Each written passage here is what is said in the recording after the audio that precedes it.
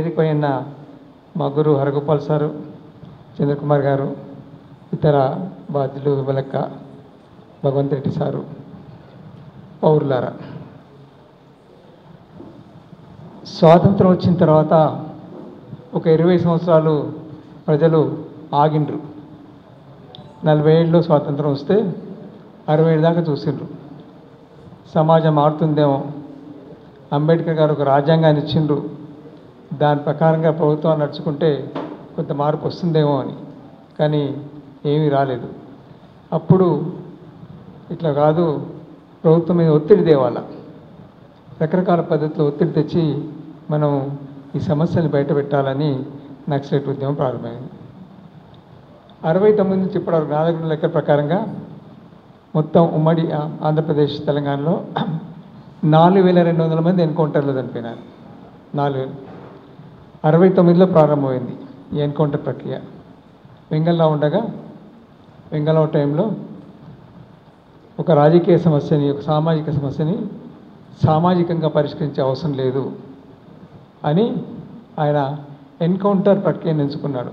నాకు ఒక intelligence officer చెప్పాడు, ఎవరిని అరెస్ట్ చేయగానే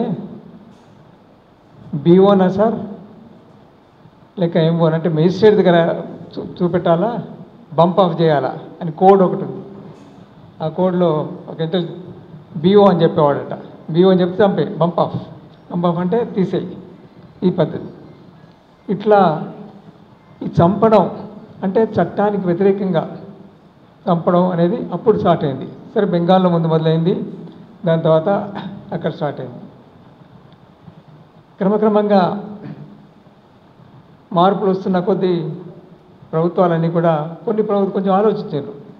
లేదు ఇది సరైనది కాదేమో, ప్రజలు ఎందుకు ఆకర్షిత అవుతుండ్రు నక్సలైట్ల వైపు అని కొంత పరిశోధన చేశారు ప్రభుత్వాలు. సార్ చెప్తాడు వివరంగా.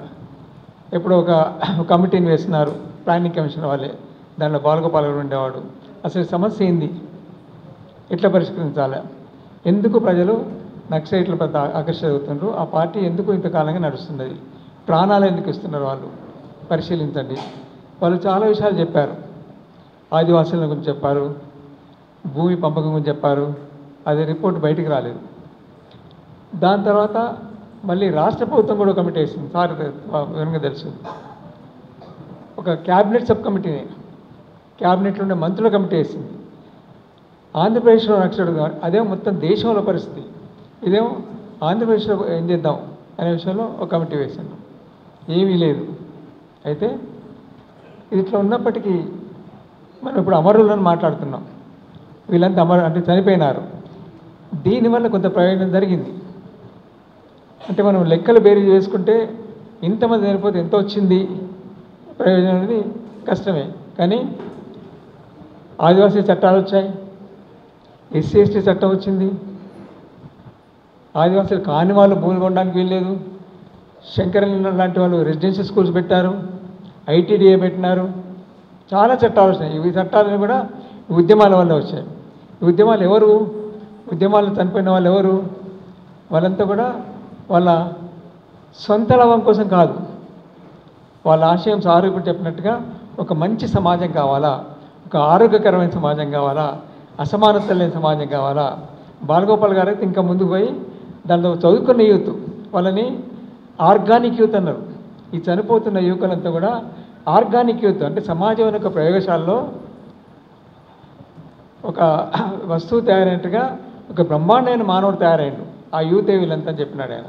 ఒక ఈపీడబ్ల్యూలో ఒక ఆర్టికల్ రాస్తున్నాడు, these are all organic youth. మామూలు మనుషులు కాదు వీళ్ళు. చదువులు వదిలిపెట్టి డాక్టర్లు, ఇంజనీర్లు, పెద్ద పెద్ద ఉద్యోగాలు ఇచ్చి దొరికేది వాళ్ళకు, కానీ వాళ్ళు ఆశయ సాధన కోసం వాళ్ళు ఒక ఉత్తమ మానవులుగా వచ్చి చనిపోతున్నారు. దేర్ ఆల్ ఆర్గానిక్ యూత్ అన్నట్టు. అంత గొప్ప మనుషులు వీళ్ళంతా కూడా. ఇప్పుడు మనం పాటలు చాలా పేర్లు, వీళ్ళందరూ కూడా మినహాయింపు లేదు, వీళ్ళందరూ కూడా అట్లా చాలా అలవోకగా ప్రాణాలు ఇచ్చింది. అయితే మధ్య మధ్యలో కొంత అప్పుడప్పుడు రిలీఫ్ వచ్చింది. చెన్నారెడ్డి టైంలో 67లో 76లో చెన్నారెడ్డి గారు ఎన్కౌంటర్లు వద్దు అన్నాడు. 0 ఎన్కౌంటర్లు, 77 0. 78 అంజయ్య, జాగ్రత్త 3 ఎన్కౌంటర్. తర్వాత విజయభాస్కర్ రెడ్డి తక్కువనే, తర్వాత లేవు ఎన్కౌంటర్ చాలా తక్కువ. మళ్ళీ ఎన్టీ రామారావు రాగానే నక్సలైట్ దేశభక్తులు 0 ఎన్కౌంటర్స్.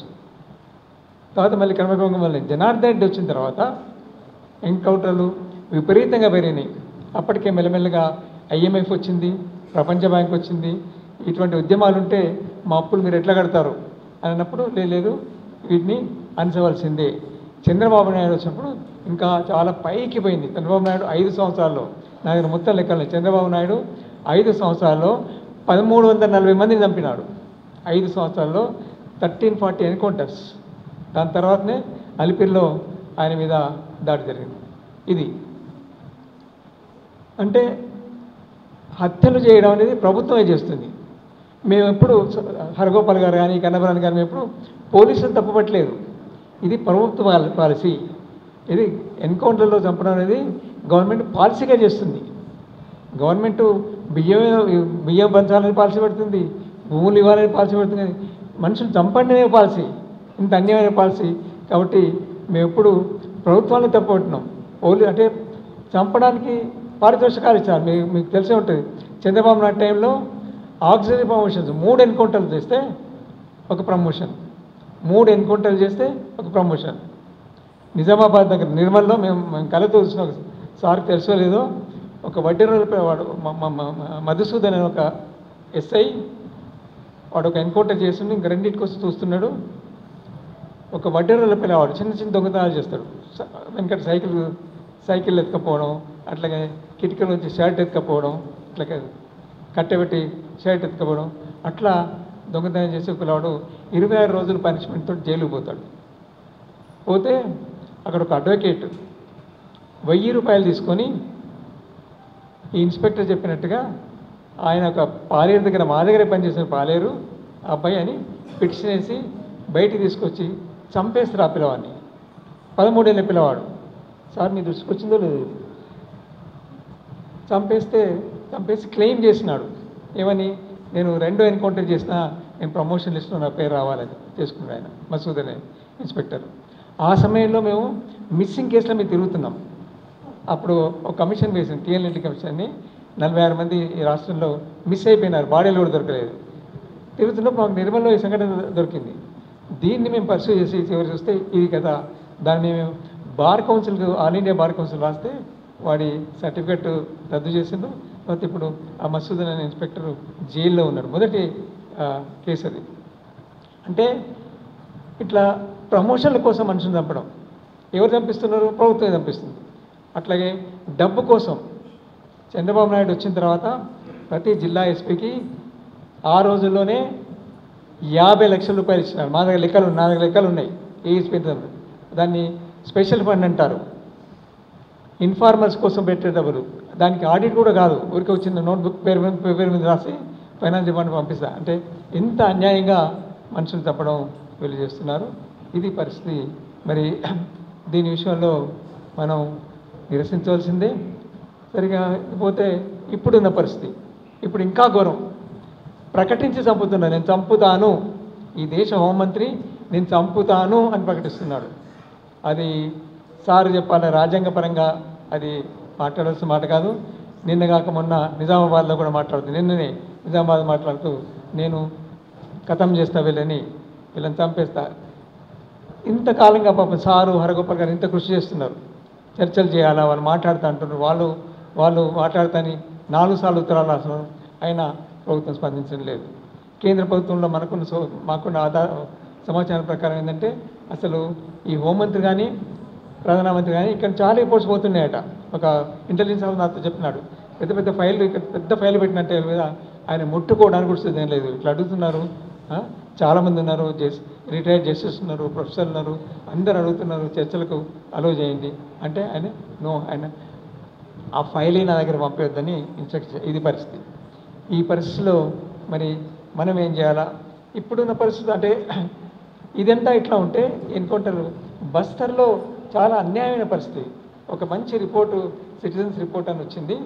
దాంట్లో దాని ప్రకారంగా బస్తర్లో ఇప్పుడు 300 క్యాంపు, ఒక్క బస్తర్లోనే 300 క్యాంపులు ఉన్నాయి. ప్రతి 2 కిలోమీటర్లకి ఒక క్యాంపు, ప్రతి 2 కిలోమీటర్లకు ఒక పోలీస్ క్యాంపు.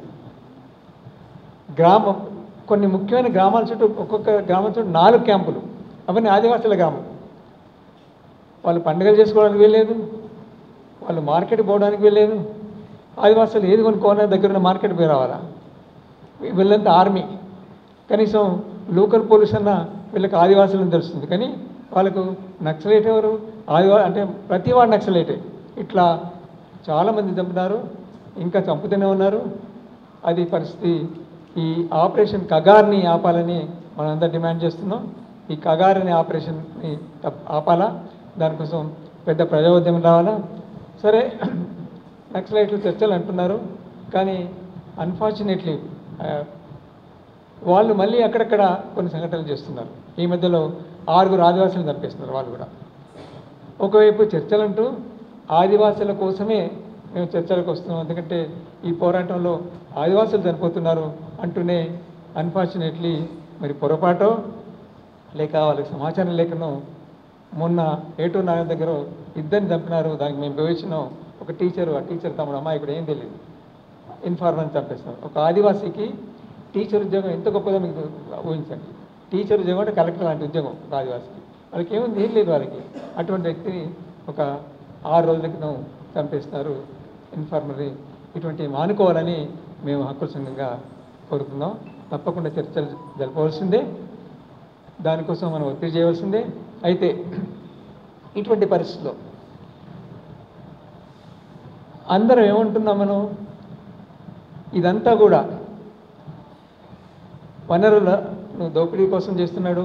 అట్లాగే బస్తర్ ప్రాంతంలో చాలా ఖనిజాలని అని, అందుకే వాళ్ళని కాపాడడానికి చేస్తాం. అది ఒక అంశం మాత్రమే. కానీ బీజేపీ ప్రభుత్వం ఎటువంటి నిరసనని టాలరేట్ చేయడానికి సిద్ధంగా లేదు. ముఖ్యంగా అభ్యుదయ భావాల వాళ్ళు ఈ సమాజంలో ఉండడానికే వీల్లేదు. హిందుత్వాన్ని ఒప్పుకొని వాళ్ళు, అవును మనం హిందువులం, ఇది హిందూ రాజ్యం అని ఒప్పుకొని వాళ్ళని వాడు బతకనియడానికి సిద్ధంగా లేదు. అయితే ఈ కగార్ తర్వాత వాడు ఎప్పుడో చెప్పాడు, మేము ఈ హరగోపాల్ లాంటి మా లాంటి అర్బన్ నక్సలైట్స్ మీద పడతాం, మనం అందరం అర్బన్ నక్సలైట్ అంటున్నారు. కాబట్టి ఇది చాలా సీరియస్ సమస్య. ఇప్పటికే 11 మంది జైల్లో ఉన్నారు, 7 సంవత్సరాలు జైల్లో ఉన్నారు. ఒక వరవరావు గారే ఆ హెల్త్ గ్రౌండ్స్ మీద బయట ఉన్నాడు. స్టాన్లీ స్వామి అని ఒక క్రిస్టియన్, ఆయన చెప్పినాడు, నేను దేవుణ్ణి నమ్ముతాను, నేను క్రైస్తవుని నమ్ముతాను, నేను మావోయిస్టును కాదు. పోపు వెళ్ళి కలిసినాడు మోడీని, మేము మావోయిస్టులను కాదు, యేసుక్రీస్తు ప్రజాసేవ చేయమన్నాడు కాబట్టి ఆదివాసీ చేస్తున్నాడు. ఆయన వెళ్ళలేదు, ఆయన జైల్లో చనిపోయినాడు. పరిస్థితి ఇంకా చాలా తీవ్రంగా ఉంది. ఇంకా ఎంతమంది జైల్లోకి వెళ్తే తెలవరు. అయితే ఇటువంటి పరిస్థితుల్లో మరి మనం సమాజంలో చూస్తే ఈ అభ్యుదయవాదులు, లెఫ్ట్ పార్టీస్ అన్నీ కూడా చిందరవందరగా ఉన్నాయి, ఎక్కడ ఐక్యత లేదు. వాడే చాలా ఐక్యంగా ఉన్నాడు. ఈ హిందూ భావవాదులు చాలా ఐక్యంగా, 16 సంస్థలు, రకరకాల సంస్థలు, 16 సంస్థలు చాలా నిశ్శబ్దంగా పనిచేస్తున్నాయి. 25,000 మంది, మీకు తెలుసో లేదో, 25,000 మంది పేడ్ ఉద్యోగులు, వాళ్ళు వాట్సాప్లో పనిచేస్తారు. 25,000 మంది ప్రతి నెలకు ఉద్యోగాలు జీతం, వాళ్ళకి ఒక్కొక్కరికి 25,000 రూపాయల జీతం. వాళ్ళు మీరు ఒక్క మెసేజ్ పెడితే దానికి వ్యతిరేకంగా 25 మెసేజ్లు వస్తాయి, 25,000 మంది. ఇట్లా మొత్తం మన మైండ్ని పూర్తి కంట్రోల్. బాలగోపాల్ ఎప్పుడే చెప్పాడు, గుజరాత్ వెళ్ళినప్పుడు ఏం చెప్పినంటే, బయట పోరాటాలు మనం చేయొచ్చు, కానీ మన మస్తిష్కంలో ఒక పోరాటం జరుగుతుంది, దాంట్లో దింపేసినాడు, దాని విషయంలో ఏం చేస్తావు, కాబట్టి చాలా తీవ్ర ప్రమాదం ఉంది వచ్చే ఫ్యూచర్లో అని చెప్పినాడు. సరిగ్గా ఆ సమయం వచ్చేసింది. దీనికోసం సరే విమల కవులు కొంత ప్రయత్నం చేస్తున్నారు, లెఫ్ట్ పార్టీస్ కొంత ఐక్యం కావాలా. ఆ ప్రజా సంఘాలు అయితాయా, పార్టీస్ అయితాయా, రకరకాల చిన్న చిన్న కారణాలతోటి, కొన్ని పర్సనల్ రీజన్ తోటి అందరూ ఎవరి పోయిలు వాళ్ళు పెట్టుకొని కూర్చున్నారు, ఎవరి క్యాంపులు వాళ్ళు అనుకుంటున్నారు. కానీ ఇప్పుడు చాలా అవసరం ఉంది, ఎందుకంటే నక్సలైట్ కోసమే కాదు, ప్రతి ప్రజాస్వామికవాదికి ఇక్కడ ప్రమాదం ఉంది. మనం భావ వ్యక్తీకరణ కూడా అవకాశం లేదు. కాబట్టి అందరి కోసం మీరు ప్రజలను మాట్లాడుతున్నారు, ఈ అందరి ప్రజల కోసం కనీసం ఈ పార్టీలని కనీసం ఒక్క అంశం మీద అయినా ముందుకొచ్చి ఒక ఐక్యత చూపెట్టుకుంటే కొంత ప్రభుత్వం వెనుకపోతుందని చెప్తూ నాకు అవకాశం ఇచ్చినందుకు ధన్యవాదాలు. Thank you.